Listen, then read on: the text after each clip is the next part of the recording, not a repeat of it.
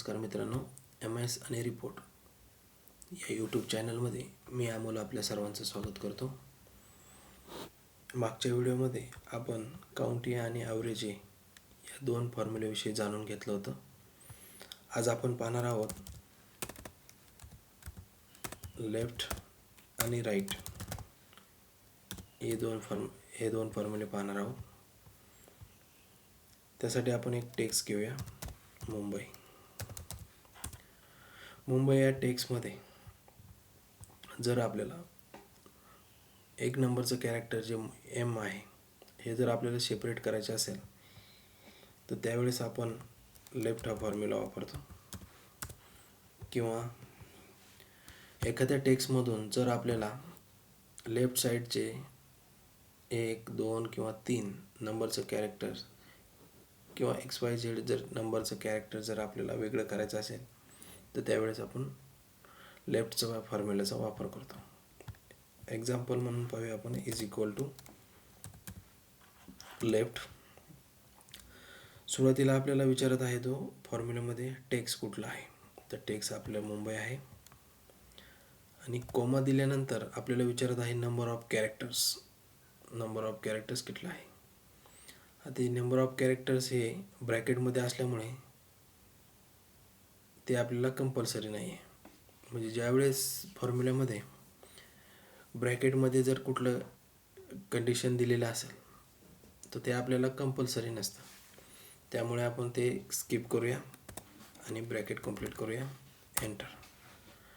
आपण त्याला कुठलाही नंबर दिला नव्हता की या नंबरचं कॅरेक्टर्स मला वेगळं पाहिजे, पण त्याने ॲटोमॅटिकली एक नंबरचं कॅरेक्टर्स आपल्याला वेगळं करून दिलेलं आहे. आता पाहूया = लेफ्ट. टेक्स्ट विचारत आहे, टेक्स्ट आहे मुंबई, कॉमा, त्यांना नंबर ऑफ कॅरेक्टर्स, तर मला एक नंबरचं कॅरेक्टर वेगळे करून पाहिजे म्हणून मी एक नंबर ब्रॅकेट क्लोज आणि एंटर. तर एक नंबरचं कॅरेक्टर त्यांनी M दिलेलं आहे. ठीक आहे. आता दुसरं आहे. आता अशी कंडिशन आहे की मला लेफ्ट साईडचे 3 कॅरेक्टर वेगळे करायचे.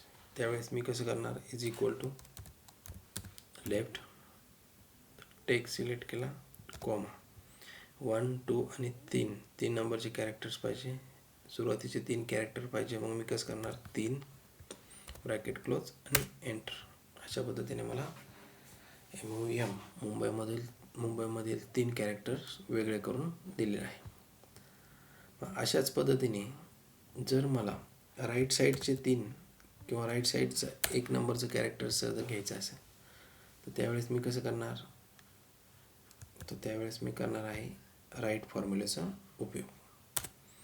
इथं पाहूया राईट.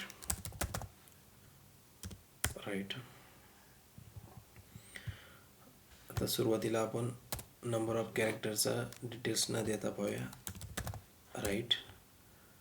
इकडे पण सेम कंडिशन आहे. टेक्स्ट, कॉमा, नंतर नंबर ऑफ कॅरेक्टर्स विचारत आहे, मी ते स्किप करतो, ब्रॅकेट क्लोज, एंटर. तर लास्टचं नंबर ऑफ कॅरेक्टर काय आहे, I. तर त्याने I आपल्याला डिफॉल्ट दिलेला आहे. आता आपण एक नंबरचं कॅरेक्टर घेऊया, = राईट.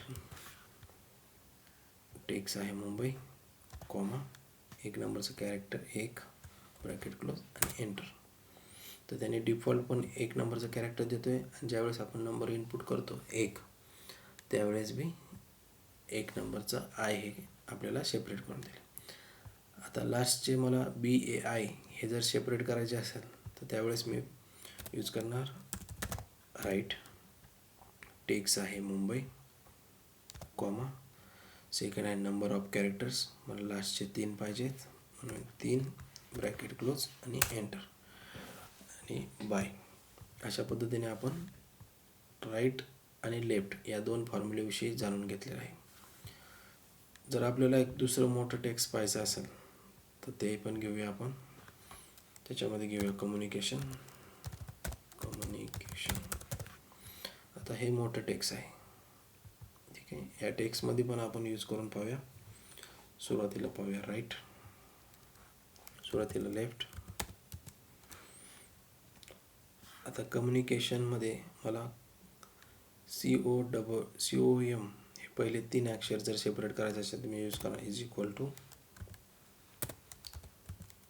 लेफ्ट टेक्स्ट पूर्ण सिलेक्ट केला, कॉमा, नंबर ऑफ कॅरेक्टर्स किती पाहिजे 3 4 5 6, कम्युनिकेशन तर COM हे 3 कॅरेक्टर घ्यायचे आहेत म्हणून 3 दिले, ब्रॅकेट क्लोज आणि एंटर. COM आलेला आहे. अशाच पद्धतीने जर राईट साईडचं घ्यायचं असेल तर मी काय करणार RIGST राईट फॉर्म्युला असणार आहे आपला राईट साईडचे is equal to right text select करू, text, comma, number of characters तर मला ION हे 3 कॅरेक्टर काय आहे किंवा कॅप्शन CAION हे जर वेगळं करायचं असेल तर हे किती 1 2 3 4 5 1 2 3 4 ते 6 लास्टचे 6 कॅरेक्टर आहेत तर मी इक्वल टू 6 करतो, ब्रॅकेट क्लोज आणि एंटर. तर कॅशन CATION हे आपल्याला लास्टचे 6 डिजिट आपल्याला त्याने वेगळे करून दिले आहे, 6चे लास्टचे 6 कॅरेक्टर. ठीक आहे. तर अशा पद्धतीने तुम्ही लेफ्ट आणि राईटचा कसा आणि कुठे यूज करायचा ते तुम्हाला समजलेलं आहे. व्हिडिओ आवडला तर लाईक करा, शेअर करा आणि सबस्क्राईब करा.